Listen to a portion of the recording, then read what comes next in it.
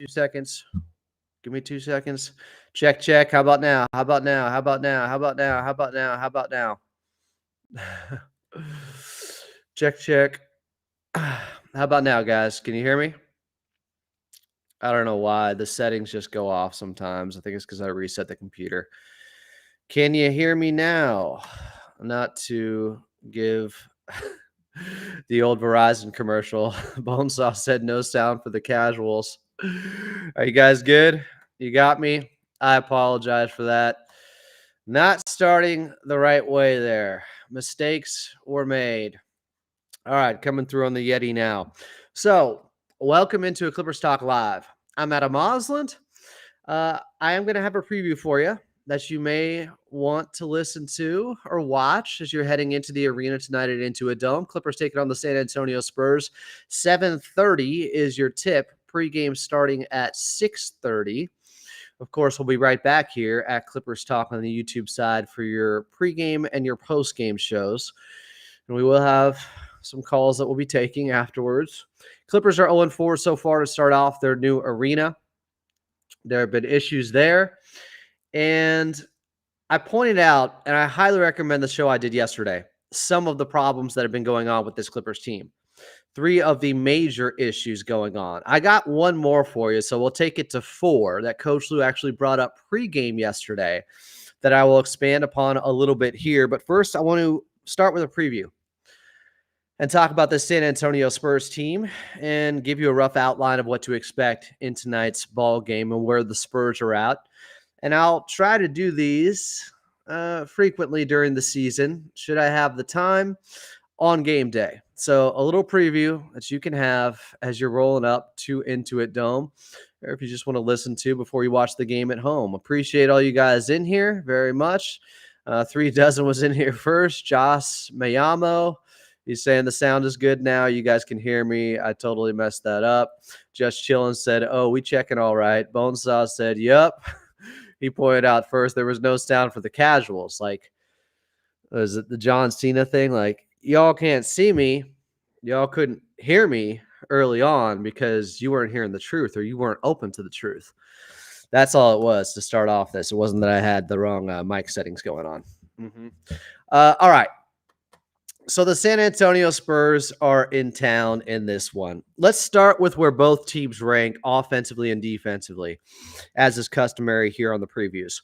Clippers are 24th offensively, 7th defensively. The Spurs, 27th offensively, 4th defensively. So they're 3 back of the Clippers offensively and 3 up on the Clippers defensively when it comes to ratings so far this season. Now, the big reason that they're 4th defensively is because, well, Victor Wembanyama, as you can imagine, who's in the backdrop in this one with Nico Batum, the 2 Frenchmen here. And I do expect Nico Batum to get maybe some extended run, 20-plus minutes in this one, because he can be someone that can push Victor Wembanyama off of his spots. I thought they did a really good job last season against him. In Nico's last game last season before he was traded, the Clippers won that game by 40 over the Spurs, and they made life really tough on Victor Wembanyama. Now, what's interesting is Wemby is getting 18 points per game, leading the Spurs in points per game at just 18. But he's only shooting 43% from the field so far and 22% from 3. He is far from peaking right now. Hopefully it doesn't come against the Clippers tonight like some of the other law of averages have been going against them, if you listen to the show from yesterday as we talked about that. So the big reason that they're 4th defensively is the on-off splits with Victor Wembanyama. Let me put this into terms that make it easier to understand. So the best defensive team right now in the league is the Oklahoma City Thunder with a 95.1 rating. The worst defensive team has a 119.4 rating. That would be the Charlotte Hornets 30th in the league. This is what Wemby does. His on-off swing is probably the most dramatic in the league. Might have been last season. It's why he got Defensive Player of the Year votes. He finished second to Rudy Gobert In his first season, he finished second in defensive DPOY voting. When he's on the court, the Spurs have a defensive rating of 99.2.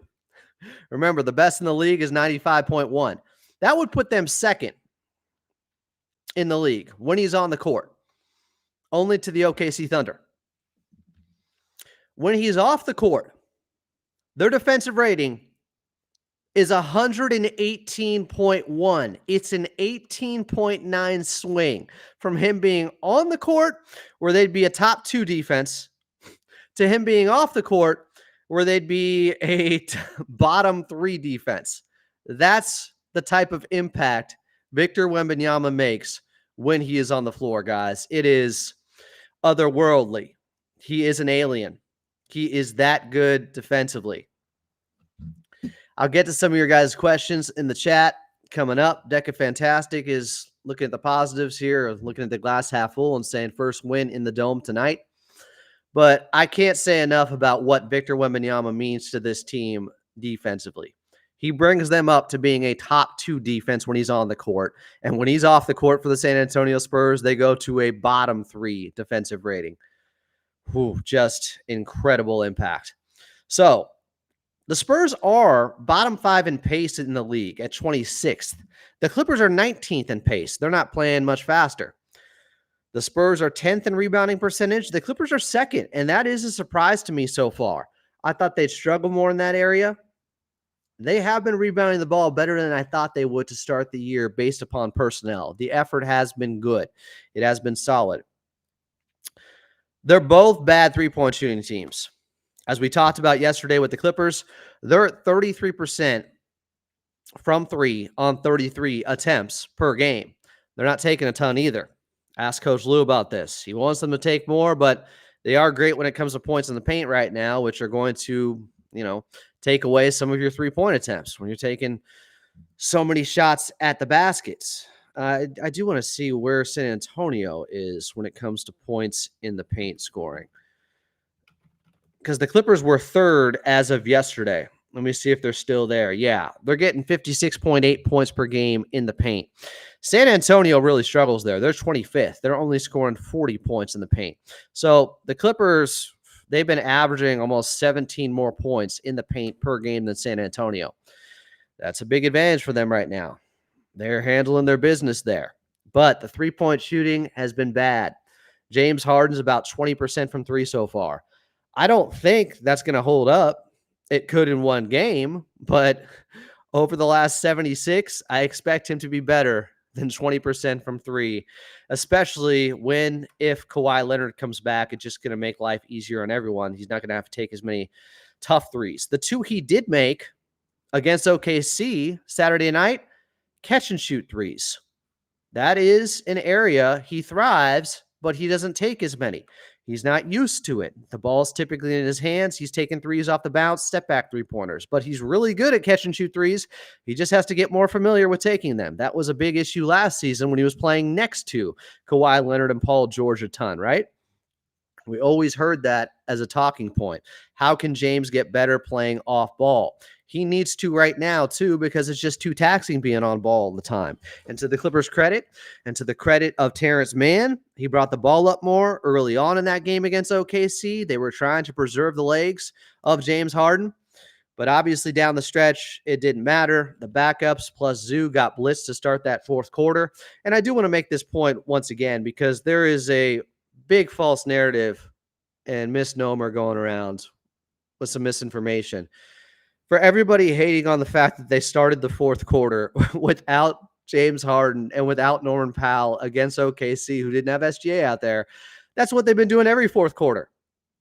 And actually, it had worked multiple times. They played them even to start the second quarter with that same lineup of KPJ, Chris Dunn, Amir Coffey, Nico Batum, and Ivica Zubac. It happened not to work that one time badly, where they got beat up in those minutes. But how is Coach Lue supposed to go, well, it's been working so far, but now I'm not going to try it in the fourth quarter tonight, just randomly, even though it worked in the second quarter, even though it helped get them their 2 victories so far. That 5-man lineup did work against Golden State, against Denver. All of a sudden, Coach Lue is just supposed to know it's not going to work in this particular fourth quarter when SGA is off the floor anyways, and Isaiah Joe's going to go off like that, and Ivica Zubac can't make a dunk. I just think the criticism for that has been woefully unfair and uninformed when it comes to what they've been doing already. That lineup had been working overall. I mean, they were a plus net rating heading into that game. So hindsight's 2020. We'll see what happens when it comes to staggering James Harden and Norman Powell. It's not that easy because you also want them both out there because Norman Powell can't really create for himself that well. He can attack closeouts. He can curl and go to his right, but he's not going to get into his bag and ISO like that. So you still need James Harden out there with him, which is what Coach Lue was trying to do, and spell them and get them a little bit more time on the bench to start the fourth quarter so they don't have as many turnovers from being taxed like we've seen in fourth quarters. For more on the turnovers that have been going on, make sure to check out yesterday's show. Believe me, there's a lot about it. The Spurs are also 25th in free throw attempts at 21 attempts per game. The Clippers, they're at 23 free throw attempts per game. But the Spurs are shooting almost 10% better at the charity stripe than the Clippers, who have been miserable there so far to start the season. The Clippers are at 72% from the charity stripe. That's very bad. The Spurs are at 81%. So while San Antonio takes less per game, they're making slightly more free throws than the Clippers because of that higher free throw percentage. They're making 17 per game. The Clippers at 16.7. Clippers are 2-3 in clutch time. The Spurs are 1-1. And while the Clippers do have the better net rating in clutch time, offensive rating and defensive rating, it's still a minus 9.3. 18th in the league. The Spurs are a minus 22.5. They're 25th there, but it's likely just because of a small sample size. They've only had 2 games in clutch time so far, where the Clippers have had 5 of their 6 games end in clutch time. The OKC Thunder made sure there was no clutch time the other night. The Spurs on the road, by the way, have been struggling. They're shooting 5% worse from the field on the road versus home. At home, they're at 48% from the floor. On the road, they're at 43%. And they're even worse from 3. They go from 33% to 31% home to road splits. So that's an advantage in the Clippers' favor. The Spurs are coming off a big victory, though, against the Minnesota Timberwolves, 113-103. That was at home. And they got it basically due to Keldon Johnson going off with a hot 25 points off the bench when he hadn't been playing that well. He was averaging 10 points per game heading into that one, and then he had an outburst of 25 points against Minnesota. Remember, the Spurs are still without Devin Vassell, their second best player. This is a game the Clippers have to win. They have to win this game. And by the way, just like with Portland when I said this, well, the San Antonio Spurs, Clippers play them 4 times this season. They're one of the 3 or 4 teams outside of their division they actually play 4 times. Houston's another one. I want to say Minnesota is another one. Also Portland. They got to win all 4 games against San Antonio. If they want a chance to finish somewhere 6 through 10 and at least make the play-in in the West, they need to win this game tonight. Not just because they need their first win at Intuit Dome. You have to take advantage of these ones. San Antonio has not played great so far. The Clippers have a real opportunity here. No Devin Vassell. That's their second best player. Wemby's not shooting it that well so far. His defense is spectacular, and the Clippers' offense is going to be challenged again, but they got to win this game. Axe C said we really need to win this game. Yes, they do. Deca Fantastic said James Harden last year excelled in that. In this iteration, it's hard to generate catch and shoots. I don't know if he excelled because he just didn't take that many still last season. He shot a high percentage the last 2 years, even with Philadelphia on catch and shoots. He just doesn't take that many. The Kenny GM said, I'm going to stay awake until 5:30, 6 a.m., so we better win. Is that 5:30, 6 a.m.? 3 Dozen said, let's see how well the team can shoot at the free throw line tonight. I can't express how disappointed I am with the free throw shooting and Ivica Zubac's going 1 for 5 against OKC, and he missed those 2 against Portland. Like, just inexcusable stuff happening with this team at the charity stripe. Deca Fantastic said the obvious. The Clippers' lack of one more knockdown shooter next to James has increased the pressure. Even Batum can't be a release valve at this stage of his career. I don't know when he could. Batum can't create his own shot. Finding that forward, Coffey or Jordan Miller, is the key. They haven't been hurt because for all the talk of they need that power forward, they need more rebounding, more defense. Their rebounding and defense has been good so far. That entire talking point, this entire offseason, is not why the Clippers are losing ball games. I'll tell you another reason they are losing in just a moment. Yes, Axie points out the obvious. James needs to be better. T-Man can't create either. No, he can't. It's not his game. Axie said we need more samples of Jordan Miller. You mean more than the 4 minutes he's played so far this season? Old Dirty Asher said, I expect this to be another clutch type game. I'm going to say it again. The Clippers' defense keeps them in games. Their offense keeps the opposition in games. So, yeah, it leads to a lot of close games. Who's guarding Wemby? I'm sure Zoo and Derek Jones Jr. in the starting lineup will get their opportunities. And last year in that first game where they beat San Antonio by 40, where they had Rocco and Batum, those guys did a great job fronting Wemby, denying him the basketball, pushing him off his spots. I expect Batum to get 20-plus minutes in this one. XT said Powell is guarding Wemby. In cross matchups, maybe. The team should attack Wemby early and often to get him in foul trouble and off the court. You could try. Let's see. Chunk said, election and Wemby anxiety is too much for me right now. The Kenny GM said, sorry, we use 1700 p.m. Military time. What is 1700? Is that 5 p.m.? What is that? More on what I talked about earlier with some of the miscues going on with this Clippers team. First of all, the three-point shooting isn't good, and it's compounded by the fact that, well, they don't have great personnel for that right now. People don't realize, guys, Paul George on volume and percentage, I think, is only behind Steph Curry and Klay Thompson over the last 7 years when it comes to shooting the highest percentage on the highest volume from three. James Harden might be in front of him now too, but Paul George was very key for them with three-point shooting and helped make them one of the best three-point shooting teams consistently year in and year out in the 2-1-3 era, and that is missed greatly. Kawhi Leonard, high percentage three-point shooter. That is missed greatly. So they're lacking the personnel right now. And by the way, Paul George playing tonight against Phoenix. Everything goes right. You would assume he's playing it into a dome on Wednesday. That'll be fun. Philadelphia will be in town. But this team is not only not able to generate enough open threes, and they're not taking them because guys aren't confident. Even when they do get open threes, Terrence Mann turned down a couple. Last game, Ivica Zubac pointed one of them out. Like, you got to shoot it. It's worsened by the fact that while they're shooting 33% from three, the opposition is shooting 40% from three against them. And nobody has had it worse when it comes to fluky shot variance than the Clippers so far. Teams on open threes are shooting 44% against the Clippers. That's a defender not within 4 to 6 feet. Open threes. Not wide open. That's within 6+ feet away. They're actually shooting worse against the Clippers from 6+ feet away than they are from 4 to 6 feet. That kind of tells you that's just wonky, fluky shooting going on.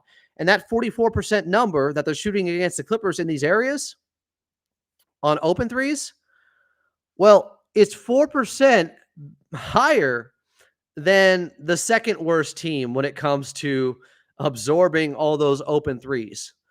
Like, the next worst team, I think they're only shooting 40% against them. So the Clippers are really dealing with some hot shooting from the outside, and it's not just because bad perimeter defense and stuff. I mean, it levels things out. That's every team and what teams shoot against them on open threes, a defender 4 to 6 feet away. And yet the Clippers are getting the worst of it for whatever reason. They have faced some hot shooting teams in Phoenix, obviously going 15 of 15 to start a quarter. That should go down over time. Teams shooting 40% overall from three against the Clippers, while they're shooting 33% against the opposition. That's a recipe for disaster. That has hurt them greatly so far. Oh my God. Said 4387, said Adam, any chance that Steve Ballmer could build a toilet in your car? I did have to use a facility in my car, and by facility, I mean a water bottle, an empty water bottle the other night because I got stuck in traffic on the way home for 2.5 hours. That episode's in the live section of YouTube if you want to check it out. I didn't do it on camera, but it had to be done. I had never done that in my life. I was impressed with my aim. Chuck said, seriously, though, I'm impressed with how mature and good vibes Bone has been. He's got such a bad hand, and it's hard justifying him, never getting a serious shot. He also was sent home at one point last season, so I wouldn't give him too much credit for that. It's early this year. You realize that, right? He was sent home with PJ Tucker for basically insubordination after they didn't get traded at the trade deadline. So, yeah, so far so good this year with Bones. He hasn't made too much of a stink, but he has in the past, just last season. Now, opponents are shooting better at Into a Dome than the Clippers so far, obviously. Charity stripe, three-point shooting. I don't know why. I think it's just personnel thing and some fluky shooting going against the Clippers. Nick said Clippers will win the first half. Their problem is winning the second half. Thank you. That has been a problem for them. As I pointed out yesterday with the turnover issue going on in the fourth quarter, where opponents are getting 8 points per game against the Clippers off of turnovers in the fourth quarter alone. Unbelievable. Clippers with the most live ball turnovers in the fourth quarter. Check out that show tomorrow. But another problem for this team was addressed by Coach Lue earlier pregame on Saturday night before they took on the Oklahoma City Thunder. And this was a question from our friend at Fly By Night, Justin Russo. I want you guys to hear this. I'll get back to your questions in just a second. Then I got to take a shower and get ready for the game. Eat something. Here was Coach Lue pregame Saturday night. Kind of where the team is at tempo-wise in terms of getting into sets. Do you think you guys are getting into sets quick enough, not fast enough as you would like? First quarter, we're getting our sets to first trigger is like 5.8 points per. 5.8 before we get to our first action, which we're scoring 1.44, and then in the fourth quarter, we're getting in about almost 11 seconds before we get to our first trigger, and we're scoring 1.06. So that says it all. How do you get them to go quicker in the fourth quarter then? Show them today on the big screen. Talk about today and shoot around. But we got to run through the game. We got to continue to trust. And, when we rebound the ball in those first two quarters, we're advancing it up, we're attacking early. And then we get to the fourth quarter, we're only scoring 1.0 on missed shots when we actually secure the rebound. So we got to be better with getting the rebound, still looking to push early, attack early. If we don't have it, we can lag it back to James and Norman getting our stuff. But we got to be better running through the game. First of all, it's just impressive he was able to recite the numbers so quickly there and analyze exactly what's going wrong for the Clippers in fourth quarters. So, in first quarters, where they're a plus 35 so far this season, the Clippers, they have outscored the opposition by 35 points total in first quarters. They're getting into their actions in 5 seconds. In the fourth quarter, where they, I think, are a minus 17 so far this season,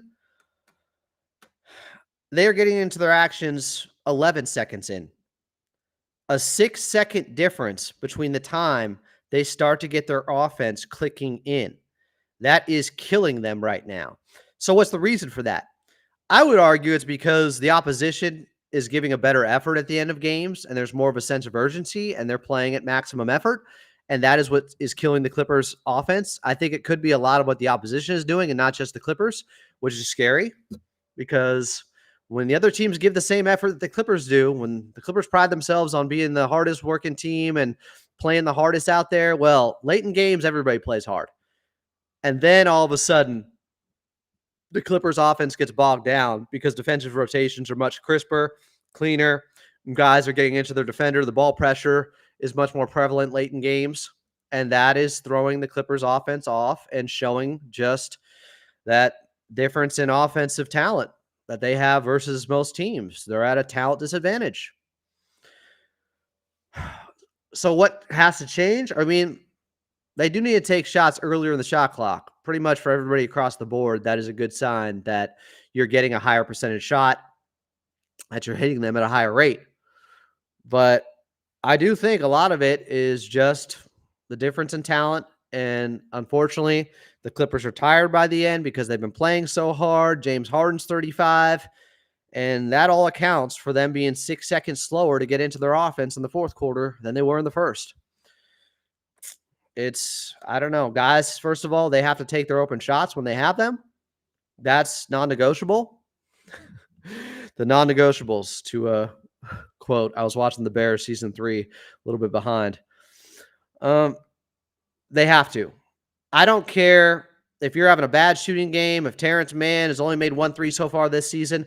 If you don't take the wide open shots early in the shot clock, like, you're unlikely to get a better shot than that as the possession goes along.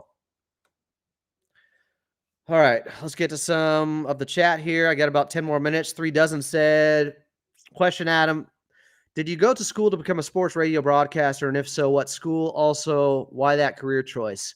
I did not. I was a kinesiology major, which really comes in handy with all the Clippers injuries sometimes.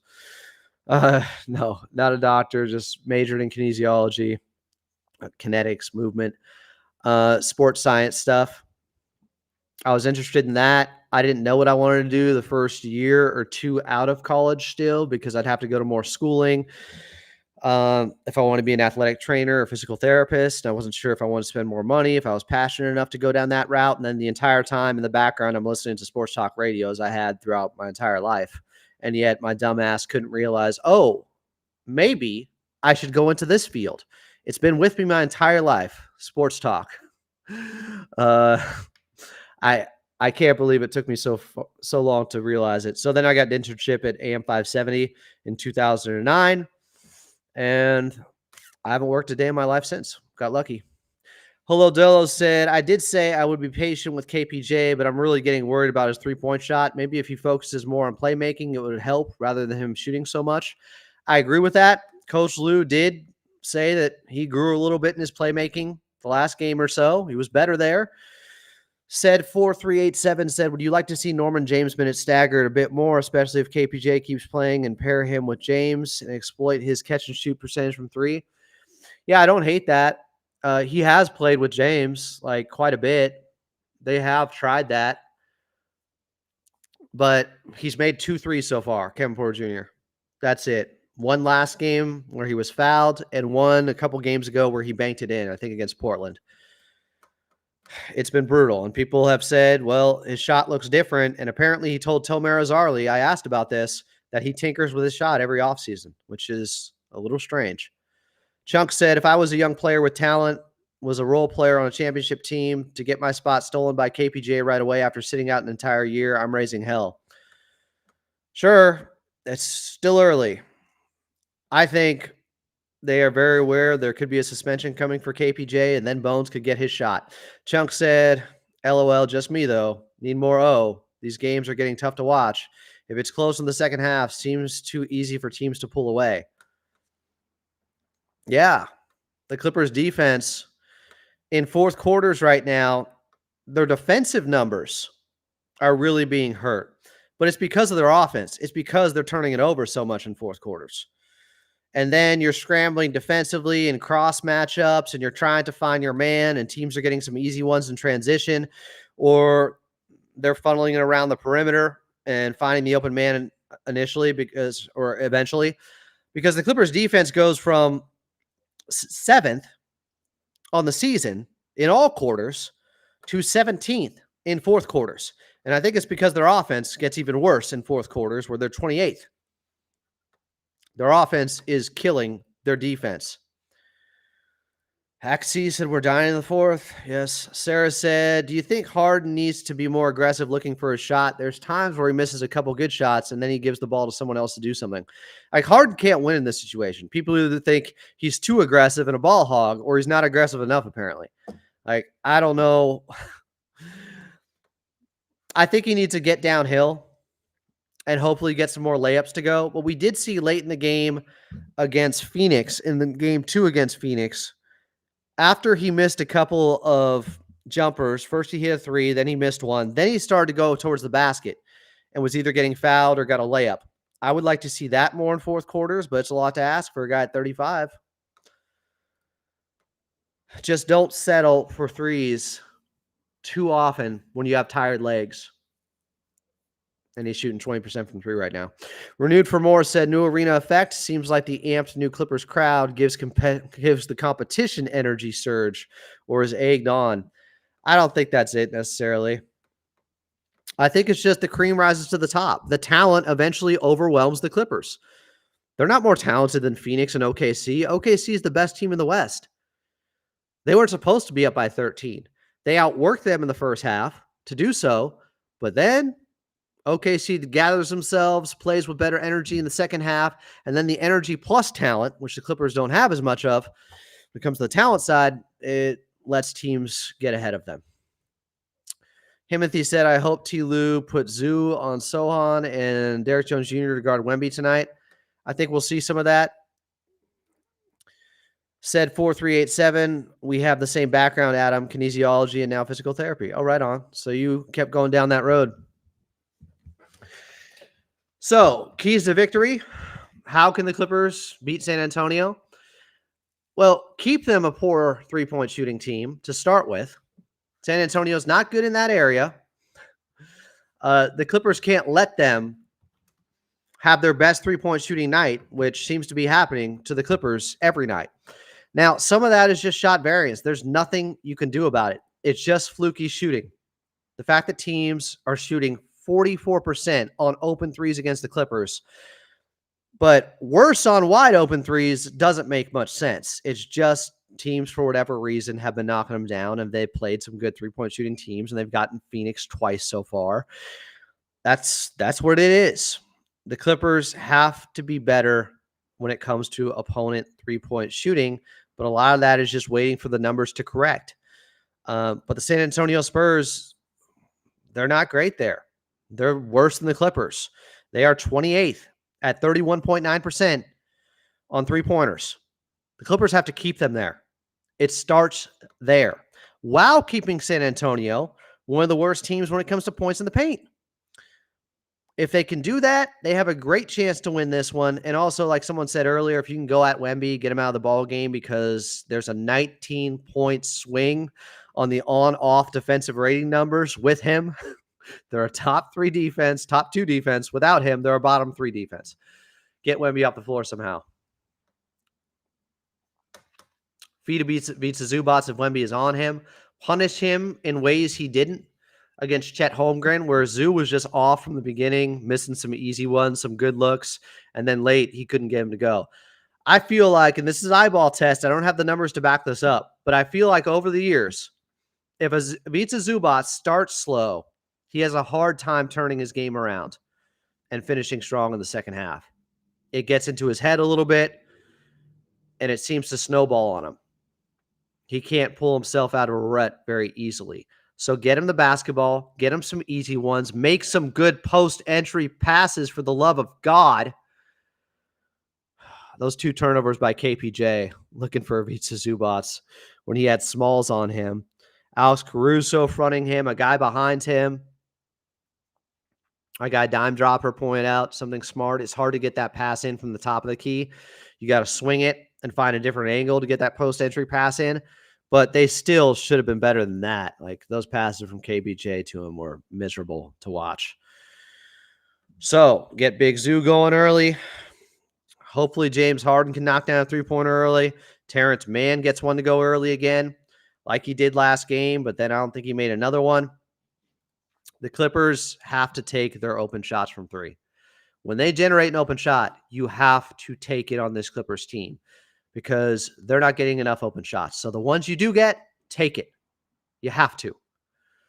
And then if they can play and get into their offense faster in the fourth quarter, as we just heard the audio from Coach Lue, that's imperative as well. None of this stuff is easy. It's the NBA. And when you're at a talent disadvantage, and I'm not saying they are tonight, I think it's pretty even. I think they should win this game. But they have to execute better for 48 minutes, not 24 in the first half, not 36, 48. Not 8-minute abs, not 6-minute abs, 7-minute abs. So I've been going back to that one way too often lately. The Farrelly brothers have been on my mind a lot, apparently. From Dumb and Dumber to Something About Mary. All right, guys. I think we'll have a Clippers talk after dark post game. We shall see. Hopefully I'm not stuck in traffic. One more. Holo Dolo said KPJ is also just key as it stands for us right now. He needs to be good. If the bench blows the lead, it's also hard on Harden and the starters to drag them back in it. Yes.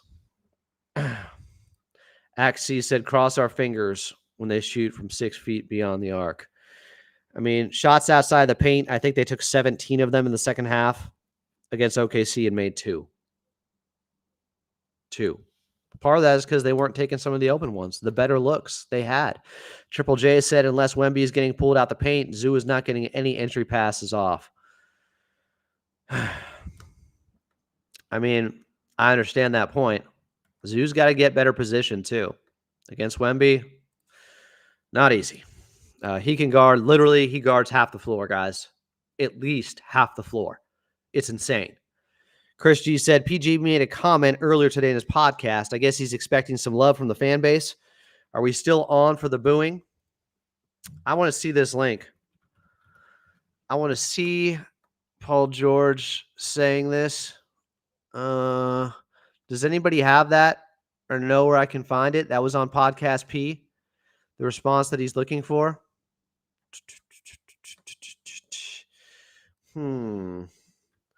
Was it up on Podcast P's Twitter account? Podcast P with Paul George. I didn't see that. I'm not seeing that. I'm not saying you're wrong. I'm just trying to find it. Gotta have more of a sense of urgency. I think Paul George is probably getting 70 to 80% boos. And it's not because he left. It's because how he left. It's because he called him the B team. It's because the double speak and talking out both sides of his mouth while his foot is in it at the same time. Not easy to do, but Paul George has been able to. Saying he felt backstabbed, or his father said that, and Paul George seemed to agree with it. Like, backstabbed how? They're sour on him. Even the casuals don't like the dude.